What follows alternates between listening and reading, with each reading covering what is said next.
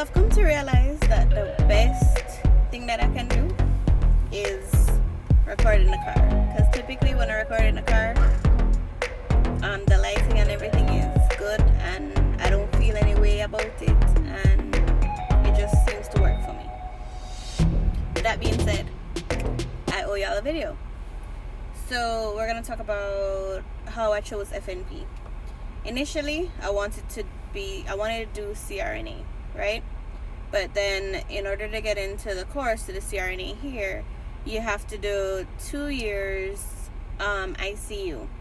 Now, when I came here, for those who don't know, I am an international nurse, and I migrated from Jamaica to the US. So I was on contract. The contract would have taken 2.5 years to be done, and I was on a med-surg unit at the time, so I would have had to complete that, and then I would have had to gone to ICU for 2 years before I could even get into the school. And then the school said that, at some point you would have to sign a waiver to not work, and the course is, I think, 3 years full-time or whatever. I didn't have time for that. Maybe if I was younger, I feel like, and I had this opportunity earlier in my career, then maybe I would have done that. But I feel like at the point where I'm at right now, I didn't want to do that. I didn't want to wait all that time, and then I researched it some more, and I just felt like maybe it wasn't for me. That being said, I had a friend, and she was in the FNP program, and so we started to talk about it, and I started to research all the NP programs. I spoke to a lot of different NPs, spoke to her, and I came up with the thought process that I would do FNP, because then I could work in primary care, and I could work with any age group. If I wanted to stay in the hospital, I could do acute care certificate after for like a year and a half, and then I could do that and work in the hospital if I wanted to work in the hospital. But doing the family nurse practitioner track would allow me to see patients across the continuum, so I decided to do that one.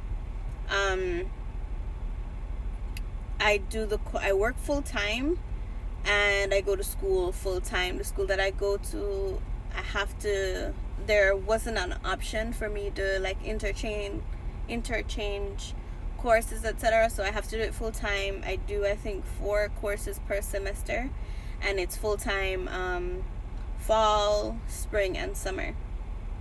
How I chose my school was a whole different conversation, because to choose the school, I initially had applied to a bunch of schools. I got into some, I think it was 4 or 5 or whatever. I applied to about 7. I got into about 4 or something. One of them required a GRE. I didn't want to do that, and so there were other courses. The first school I got into, they were very sketchy about the tuition. They could never give me an exact amount. They could never tell me how much it was, and so I just decided that, okay, I'd wait. The other school that I got into was saying that it was, I want to say, $80,000 US for the course, and I was excited. I didn't know what things cost. Luckily I have a partner that he kind of thinks about those things for the both of us, I guess. So he said, $80,000 is a lot of money. He doesn't want, have I researched and see what are the different costs for school. So I researched, and then I realized that some schools were way cheaper than others. And so one was like, I think average like $40,000, $30,000.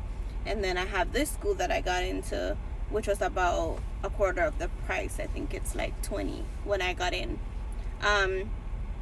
So I applied, I researched, I wrote the personal statement, the essay, everything that they asked. I did an interview, and I kept my fingers crossed, and I got in. So I got into this school. I love my school. I love my lecturers. They're very understanding. They're easy to get in contact with. They'll text you, they'll call you, they'll follow up with you.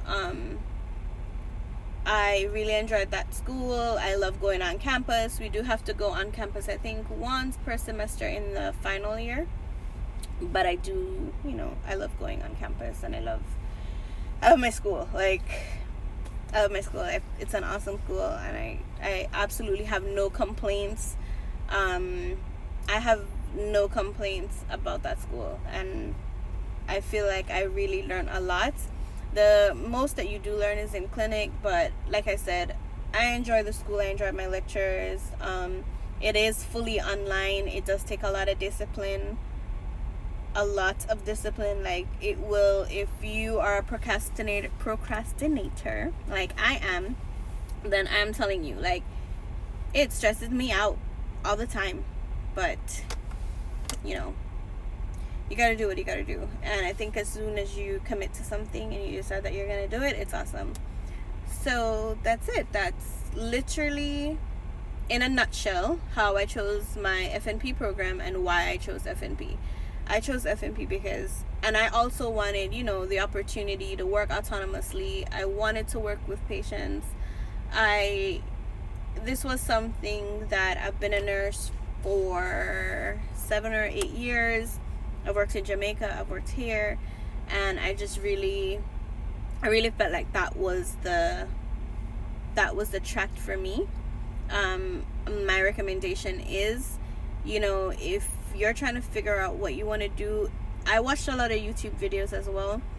Watch a lot of YouTube videos, see what people think, see why they chose it, do your own research, check the programs out, check the reviews of the program. I looked on allnurses.com, and I checked out, some of the reviews. I checked the reviews of the schools. I spoke to different nurse practitioners. A lot of people say that this is a saturated thing, but I feel like sometimes it depends on what you choose, where you live. Really and truly, a master's degree is a master's degree. And then you have people that say, well, you know what, I'm not going to go do my master's because it's not going to pay me more money.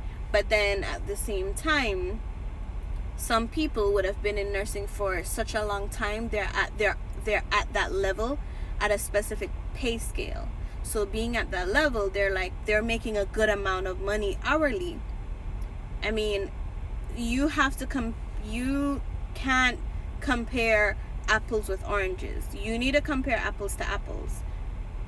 Are you at that level that they're at? Are you in the same mindset that they're at?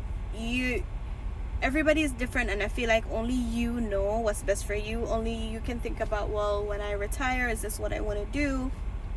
I had the opportunity. I really loved education and teaching, and that's something that I wanted to do. But as I explored the degree, I spoke to a friend of mine who, her mom's in education, and she said, you know what? Is that sorry. So her mom's in education, and she said, her mom recommended her to do administration or a practitioner role if she wants to teach, because then it gives you the opportunity to work more money. So while teaching, that salary could work for you for a specific time, or you could maybe do it part-time. You could still work another higher paying job, because she was saying the salary when it comes to education and working was not great.